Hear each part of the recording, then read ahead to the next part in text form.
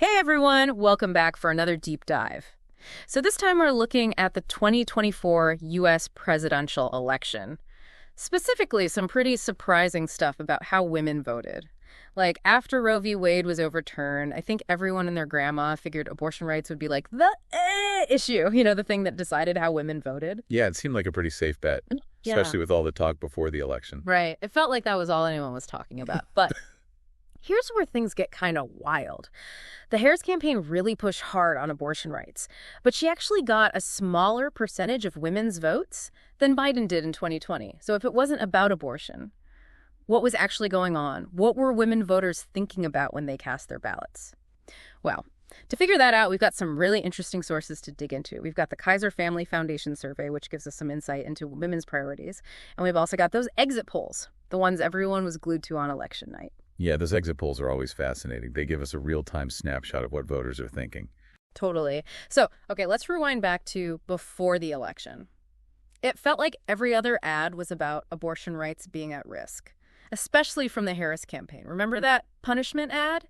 The one that highlighted Trump's past statement about punishing women who have abortions. Oh, yeah, I remember that one. It definitely stirred up a lot of controversy. You're sure. And then there was all that back and forth about Harris saying Trump was pushing for states to monitor women's pregnancies. PolitiFact had to step in and say that was misleading. Yeah, the truthfulness of campaign messaging was a big issue during that election. Absolutely. It felt like everything was setting the stage for women voters to make a huge statement, but then the data tells a different story.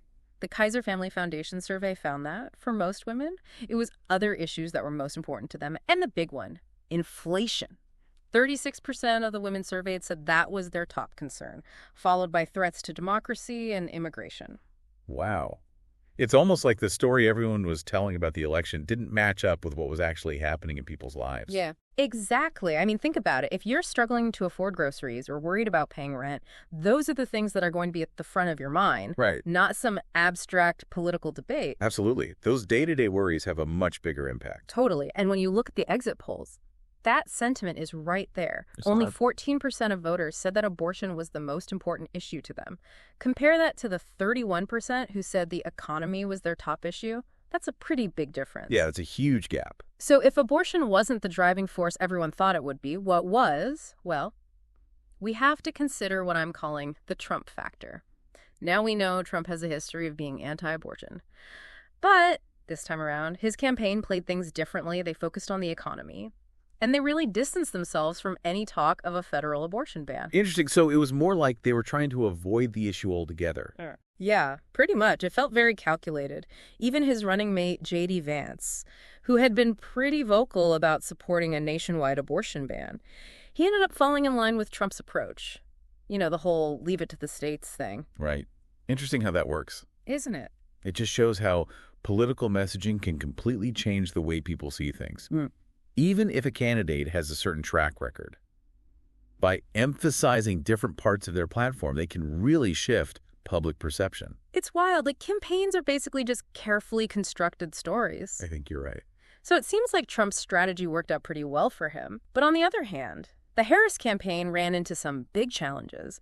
Political analysts have said that they might have overplayed the abortion issue and missed a chance to connect with voters who are more worried about their own finances. It makes you wonder, maybe their message worked for a specific group of voters, like college-educated, upper-middle-class voters, but they didn't connect with a wider range of people. Yeah, that's a good point.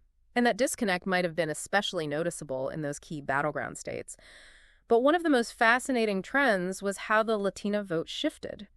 Harris saw a big drop in support from Latina women compared to Biden in 2020. Yeah, that's a huge development. It raises a lot of questions about what Latina voters are prioritizing these days and what it means for the future of politics. It's definitely something we need to explore further. This is where we have to stop and think critically about what these changes might mean. It's wild, right? Like what we thought we knew about how people vote, especially women. It might be changing right in front of us. Yeah, it's like we need a whole new playbook to understand what's going on. And this deep dive is making me think a lot about what it all means for future elections.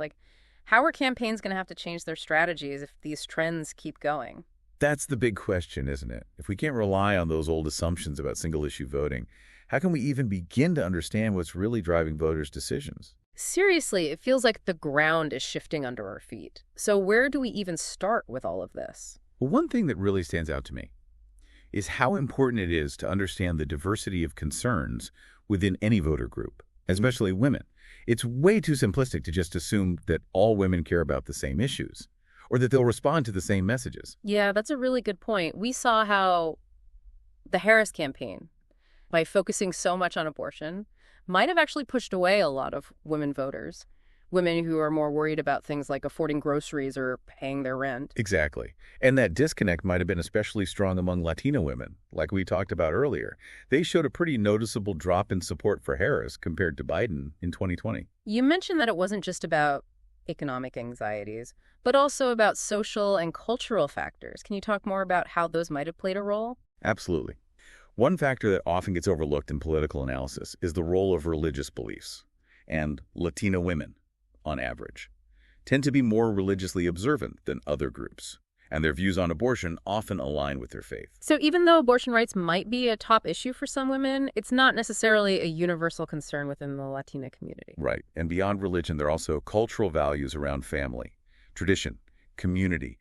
All of those can shape political views in ways that don't fit into neat categories. That makes me think about the whole idea of identity politics. It can be really powerful for getting certain groups of voters energized, but it can also lead to oversimplification, like assuming everyone in a certain group thinks or votes the same way. You've hit on a really important point. At its core, identity politics is about recognizing the shared experiences of people who belong to particular groups, whether it's based on race, gender, religion, sexual orientation, or anything else.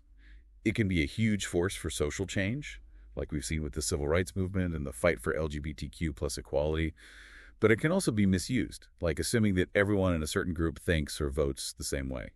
So in this case, it sounds like the Harris campaign. Maybe they assumed that focusing on abortion rights would resonate with all women without really considering the different viewpoints within that group. That's a great observation, and it shows why campaigns need to engage with voters on a deeper level. They need to understand their concerns, their hopes, and avoid making generalizations just based on identity. It's a good reminder that even though we might share certain identities, we're all individuals with our own values and priorities.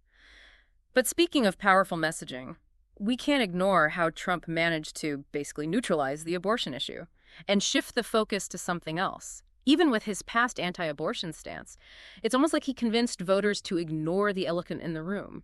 He definitely did a great job of controlling the narrative by focusing on the economy and saying he'd leave abortion decisions up to the states. He was able to appeal to voters who might have been hesitant to support him because of his stance on abortion. It just shows how powerful framing and repetition can be in politics. If you can control the story, you can often control the outcome. Absolutely.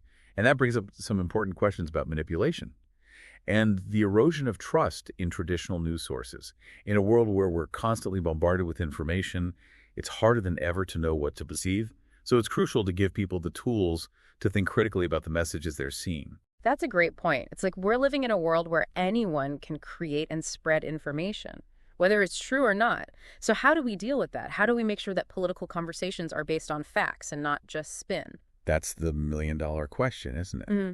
I think a big part of the solution is promoting media literacy and critical thinking skills.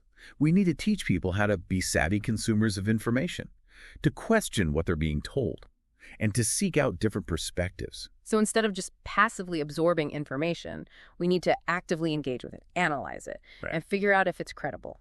Exactly. It's about asking questions like, who created this information? What's their agenda? What evidence do they have? Are there other points of view I should be considering? It's like we have to become detectives in our own right, carefully sifting through the evidence and trying to figure out the truth. I love that analogy. No? Because at the end of the day, that's what it's all about. Seeking truth and understanding, even when it's complicated and messy. And that brings us back to a really important point. Understanding not just what people vote for, but why. What are the motivations, the fears, the hopes, the dreams that shape their political choices? It's about looking beyond the surface, understanding the complexities of human behavior, and recognizing that there's rarely a simple explanation for anything, especially something as complex as voting. We can't just look at demographics or political parties and think we know how someone will vote. We have to dig deeper, understand their stories, appreciate all the little things that make each voter unique. And that requires humility. curiosity, and a willingness to question our own assumptions. It's about recognizing that we don't have all the answers and being open to learning from people who see the world differently than we do. It's a never-ending learning process. And I think this deep dive has really shown us that. The more we learn, the more we realize how much we still don't know. It's humbling, but also really exciting. I completely agree. The search for understanding is a journey, one that requires an open mind, critical thinking, and a healthy dose of skepticism. And on that note, so much to think about after all that. I mean, we started this deep dive thinking we knew what was going to happen in this election, but the results definitely threw us a curveball. Yeah, it's a good reminder that in politics, things are rarely as clear-cut as they seem. And sometimes the most interesting stuff comes from those unexpected twists and turns. Totally agree. And for everyone listening out there, I think one of the biggest things we can take away from this is the importance of staying informed and looking beyond the headlines. It's so easy to get caught up in the stories that are being fed to us. But it's crucial to dig deeper and try to understand what's really driving these political events. Yeah, I think critical thinking is key here. We need to be willing to question the information we're given, consider different perspectives, and come to our own conclusions based on the evidence. It's like we can't just take things at face value anymore. We have to be more proactive about finding information and figuring out what's true and what's not, especially in this day and age where we're bombarded with information from all sides. Absolutely. And I think part of that involves being aware of our own biases. You know, we all have our own beliefs and experiences, and those things can definitely color how we see the world. So it's important to acknowledge those biases and be open to challenging them. That's such a good point. It's about being willing to have those tough conversations. You know, the ones where you're talking to someone who disagrees with you and really trying to see things from their perspective. It's not always easy, but it's so important if we want to have productive conversations about the issues that matter. Well said. And that brings us back to that question we were talking about earlier. If these old ideas about single-issue voting are really changing, how is that going to affect future elections? And how will campaigns have to adapt their strategies? What does it all mean for how we talk about politics, both online and in person? Those are some big questions. And honestly, I don't think there are easy answers. But I do believe that if we embrace curiosity, encourage critical thinking, and engage in respectful dialogue, then we can start to navigate these complex issues and build a more informed and engaged society, and ultimately a more democratic one. Couldn't have said it better myself. It's a journey of learning, questioning, and growing. Couldn't agree more. And on that note, we'll leave you with those questions to ponder.